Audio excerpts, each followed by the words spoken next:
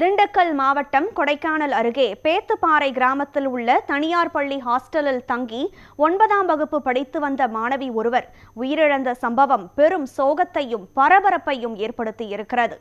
சம்பவம் குறித்து தகவலறிந்த போலீசார் மாணவியின் உடலை மீட்டு உடற்கூறாய்விற்காக கொடைக்கானல் அரசு மருத்துவமனைக்கு அனுப்பி வைத்தனர்.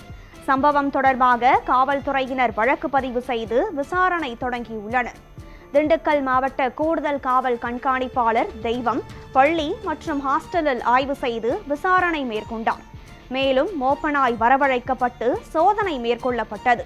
சம்பவ இடத்திற்கு வந்த தடயவியல் நிபுணர்கள் மாணவி தங்கியிருந்த அறையில் சோதனை நடத்தி ஆதாரங்களை சேகரித்தனர்.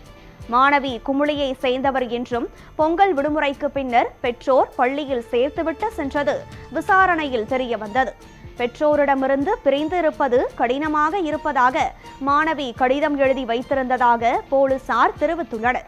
இந்த சம்பவம் தொடர்பாக மாணவி உயிரை மாய்த்து கொண்டாரா அல்லது வேறு காரணமா என பல்வேறு கோணங்களில் காவல்துறையினர் விசாரணை மேற்கொண்டு வருகின்றனர்.